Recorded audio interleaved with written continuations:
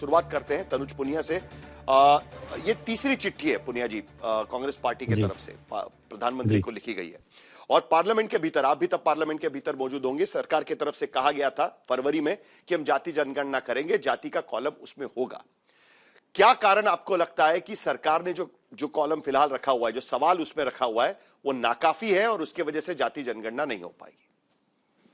देखिए, सबसे पहले तो जैसा आपने कहा कि संसद भवन में स्पष्ट रूप से कहा गया था कि जाति के सवाल पूछे जाएंगे। हमारा हमारा ये कहना है कि जो भी जाति है आप, विशेषकर ओबीसी में, तो आप विशेषकर एससी एसटी और ओबीसी के लिए नीतियां बनाते हैं, विशेषकर जो बनती है, चाहे वो आयोग के माध्यम से, किसी माध्यम से हो, सरकार बनाती।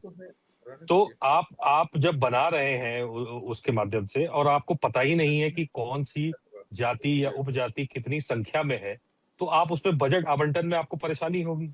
ये लॉजिकल सी बात है। भाई, हमने स्पष्ट कहा कि ओबीसी का भी इसमें जातियों का जो है गणना होनी चाहिए। कौन सी उपजाति है, कौन सी कितनी संख्या में है, ये स्पष्ट रूप से लोगों को पता चले, तो उस हिसाब से नीतियां बनाए। भाई, जो मछुआरे हैं, जो नाव चलाते हैं, उनकी परेशानियां अलग है। जो गाय भैंस का काम करते हैं, पशुओं को काम करते हैं या खेती करते हैं, सबकी समस्या अलग है। तो अगर आप नीतियां बनाएंगे तो उस हिसाब से बनानी चाहिए। तो हम क्या एक्सपेक्ट कर रहे थे सरकार से कि जैसे अनुसूचित जाति और जनजातियों का आपने ड्रॉप डाउन मेन्यू रखा हुआ है, जिसमें सारी जो रिकग्नाइज्ड उपजातियां हैं वो आ जाती हैं, आप उस पर सिलेक्ट करके आपकी गणना हो जाएगी। और उसी तरह से ओबीसी का आप करें, एक फिक्स कर लें कि इतनी जातियां हैं। कई जगह उसको कई और नाम से बुलाया जाता है। आपके अभी मैं सुन रहा था, आप ही बता रहे थे कि जो है भाषा के हिसाब से, क्षेत्र के हिसाब से हो सकता है कि एक ही जाति के अलग अलग नाम से पुकारा जाए। तो जब तक के, और 2011 में अभी अभी बताया कि 46 लाख के ऊपर सबसे लगभग 47 लाख हो गया, जातियां आ गई। तो इसको थोड़ा सा ठीक करने के लिए ये बहुत आवश्यक स्टेप है।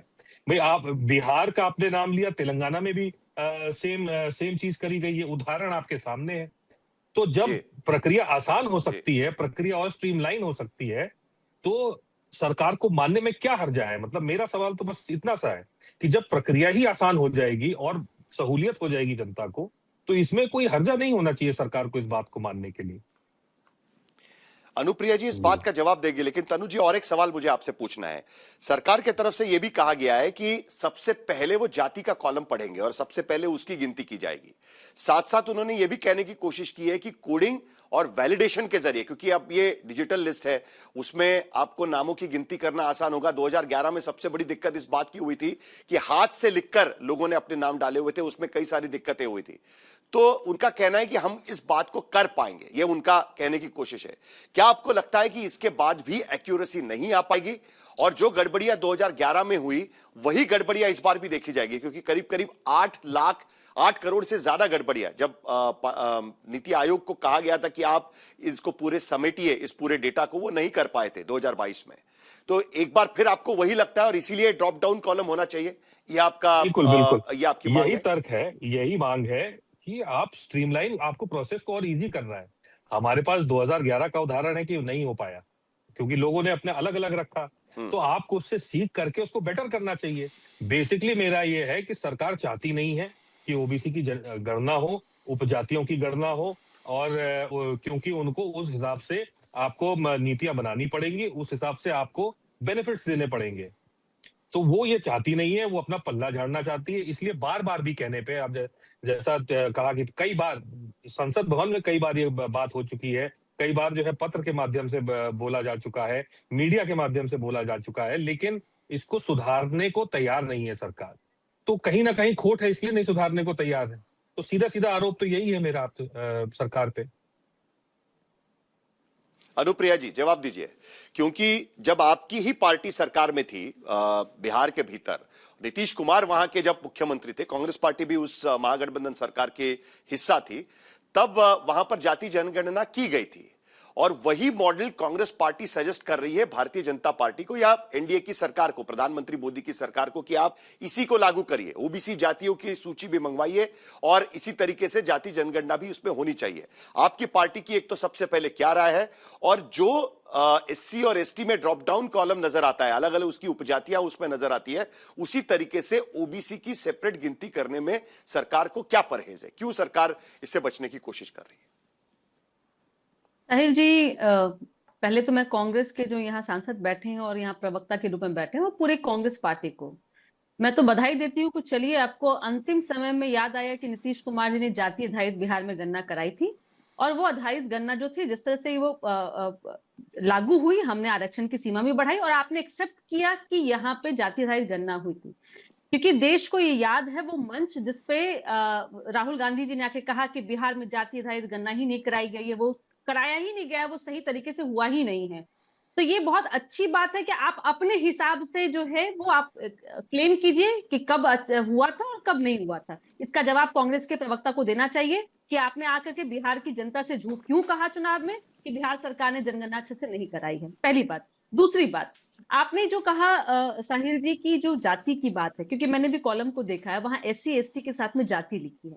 मैं यादव कम्युनिटी से बिलोंग करती हूँ और मुझे पता है कि यादव, जो कि मैं बिहार से हूँ, यहाँ यादव है, हो सकता है कि यादव जो जाति से आते लोग हैं वो उत्तर प्रदेश में यादव लिखते हैं, लेकिन अन्य राज्यों में ये यादव ओबीसी कैटेगरी में आते हैं, लेकिन वो यादव नहीं लिखते हैं, अलग अलग लिखते हैं, जिससे ये साबित होता है और कि यादव ये भी नहीं है कि हर राज्य में वो ओबीसी की श्रेणी में आता है।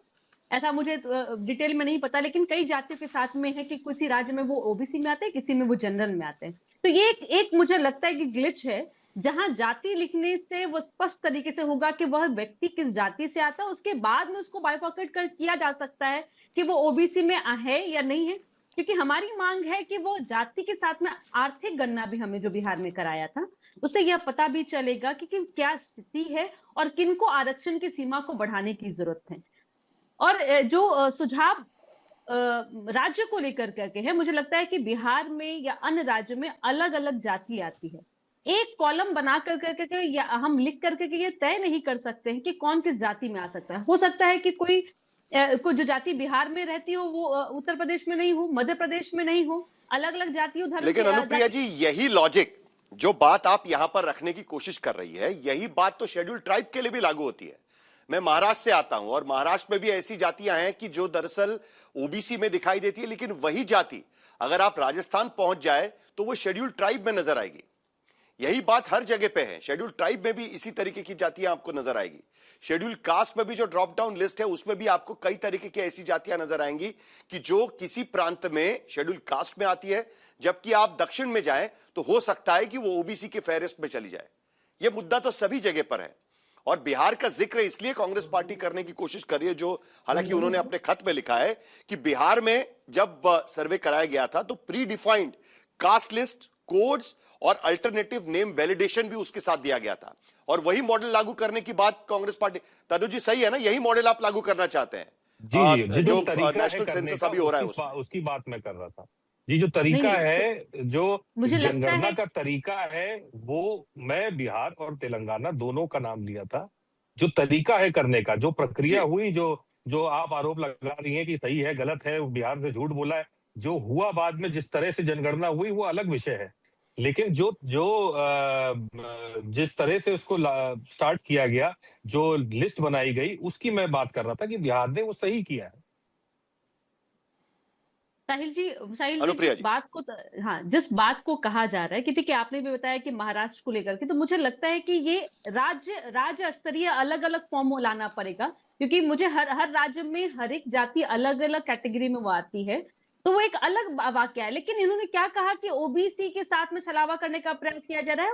वही तो मैं कह रही हूँ कि ओबीसी एक जाति हर राज्य में वह ओबीसी में शामिल नहीं होती है, वो कहीं कहीं पे वो उसकी संख्या कम है, इसलिए वो अल्पसंख्यक में आते हैं। तो इसलिए मुझे लगता है कि इस तरह से एक नैरेटिव बनाना, इसको राजनीतिक करना इसलिए कहते हैं क्योंकि 2011 का भी आपने देखा होगा कि जो यूपी की सरकार है जो गणना कराई थी, क्या रिपोर्ट आया, किसी तरह की रिपोर्ट हम लोग आज तक नहीं जानते हैं। इस कारण मुझे लगता है कि इतनी देरी भी हुई है कि अब हम ये एनडीए की सरकार करा रही है। हम तो प्रतिबद्धतित हैं कि हम हर एक जाति धर्म के लोगों को चिन्हित करें, उस हिसाब से हम संविधान में या कानून में उस पे प्रावधान करें कि सभी को विकास की मुख्य धारा से जोड़ा जा सके। लेकिन जो कांग्रेस अपनी सहूलियत के नहीं हिसाब से अनुप्रिया बात जी, करती आप है, ये नहीं, मैं नहीं, बहुत तेलंगाना अलग का बात जिक्र है। इसलिए नहीं कर रहा था क्योंकि तेलंगाना से कोई यहां पर प्रवक्ता यहां पर बैठे नहीं है, और आप चूंकि बिहार से बिलोंग करती है और आप ही की पार्टी की सरकार, मतलब नीतीश कुमार तब मुख्यमंत्री भी थे, आप तारीफ भी लूटना चाहती है कि जिस तरीके से जाति जनगणना कराई गई नीतीश कुमार मुख्यमंत्री होते हुए, क्यों नहीं आप भी केंद्र सरकार को यह कहती, जनता दल यूनाइटेड के तरफ से, कि आप ठीक से जाति जनगणना करिए, क्योंकि आखिरकार इस देश का पॉलिटिकल सिस्टम इसी जाति जनगणना के आधार पर तैयार हुआ है। क्रीमी लेयर की बात हो या ओबीसीओ को आरक्षण देने की बात हो, वो पॉलिसी तय हुई है जब जाति का डेटा, करेक्ट डेटा सरकार के पास था। और आज की स्थिति में कहीं ना कहीं सवाल इसी बात को लेकर उठने की कोशिश हो रही है कि जाति का डेटा हमारे पास नहीं है। तो गवर्नमेंट पॉलिसीज को लेकर, उसमें जो कास्ट के आधार पर जो आरक्षण की बात है या क्रीमी लेयर की बात है, सभी मुद्दों पर सवाल है। क्यों नहीं आप इस बारे में सरकार को समझाने की कोशिश करती है कि जैसे हमने बिहार में किया आप करा दीजिएगा, ताकि आप पर इस तरीके का पॉलिटिकल आरोप ना हो? नहीं, मुझे लगता है साहिल जी, आप या तो समझ नहीं रहे। मैं बार बार कह रही हूँ कि इसी बात को, जो समस्या है, जो जहां एक ग्लिच है या एक प्रॉब्लम है कि एक जाति अलग अलग राज्यों में अलग अलग वो कैटेगरी में वो आती है। जब वो जाति लिखने के बाद में अभी रिपोर्ट पब्लिश नहीं हुआ है जिसमें कह सकते हैं त्रुटि है, आप वहां पे अपनी जाति को लिखेंगे, उसके बाद में वो देखा जाएगा कि वो ओबीसी में है कि नहीं, वो राज्य स्तर पे उसमें कलेक्शन की बात हो रही है। मैं फिर कह रही हूँ कि यहाँ पे राजनीतिक विषय क्या हो, इसमें कोई दिक्कत ही नहीं है। हो सकता है कि जो यहाँ का ओबीसी है वो किसी और राज्य में जनरल में आता होगा, तो फिर कैसे आप मानेंगे कौन से ओबीसी में है कि नहीं है? क्योंकि मैं जिस जाति से आती हूँ, ये बिहार में ओबीसी में आता है, उत्तर प्रदेश में वो ओबीसी में आता है, अन्य राज्यों की स्थिति मुझे नहीं पता, इसलिए मैं कोई दावा पेश नहीं करूंगी। तो मैं कह रही हूँ कि ये तो स्पष्ट है ना कि हमने उस जाति को लिखा है कि जाति किस, कौन सी वो जाति है, वो स्पष्ट वहां पे फिलअप कर पाएंगे। वहां दिक्कत कहाँ पे, मुझे समझ में नहीं आ रहा है। दिक्कत यही है नहीं, कि देखिए जो इसका जाति वाइज गणना हम कराने की प्रयास कर रहे हैं, हमने जनता से कमिटमेंट किया था और हम कर भी रहे हैं। केंद्र की सरकार वो आगे वो पूर्ण तनुज, भी अगर कर आप रही है। समझा पाए, क्योंकि मैंने देखिए मैंने उस मैं पर जो उदाहरण बता देने की कोशिश किया, आपने जी जी जी जी मैं ये कह रहा हूं कि ये बात सही है कि अलग अलग स्टेट्स में अलग अलग होती है। एससी में भी होती है। वो तो वेस्ट बंगाल में जो कई सारी एससी शेड्यूल कास्ट में जो आते हैं, वो उत्तर प्रदेश में नहीं आते हैं। एक सीधे सीधे एक सरकारी अफसर का ही मैंने एग्जांपल था मेरे सामने, मैंने उनसे बातचीत करी थी। लेकिन वो जब वेस्ट बंगाल में रहेंगे, लेकिन अगर सेंट्रल गवर्नमेंट के में जब वो जाएंगे, किसी अप्लाई करेंगे किसी चीज में, तो अगर उनका सेंट्रल लिस्ट में है नाम, तो उनको वो दिया जाएगा उसका उसका जो है बेनिफिट। लेकिन अगर स्टेट गवर्नमेंट उस जाति को ओबीसी नहीं रिकॉग्नाइज कर रही है, तो स्टेट गवर्नमेंट के बेनिफिट्स नहीं मिलेंगे उसे। ये तो एससी में भी कई जगह होता है। अभी जनगणना हो रही थी, तो एक अधिकारी आए, उन्होंने उनका वेस्ट बंगाल में वो अनुसूचित जातियों में आता है नाम, लिस्ट में ड्रॉप डाउन में भी है, लेकिन उत्तर प्रदेश में वो रिकॉग्नाइज नहीं है। तो ये सब बातें तो आगे की बात है। मेरा ये कहना है कि प्रोसेस जो है उसको आप स्ट्रीमलाइन करने कह रहे हैं। आप कह रहे हैं हम ओबीसी की जनगणना कराएंगे, बहुत अच्छी बात है, आपका धन्यवाद सरकार का। लेकिन आप उसको और स्ट्रीमलाइन करने के लिए हम कह रहे हैं कि आप सबके साथ बैठ के राजनीतिक पार्टियों को बिठाइए, विशेषज्ञों को बिठाइए, आप प्रोफेसर्स को बिठाइए, बट आप ऐसा सबको आपको बैठा क्यों कर लगता है कि वो आप जानबूझकर नहीं कराएंगे?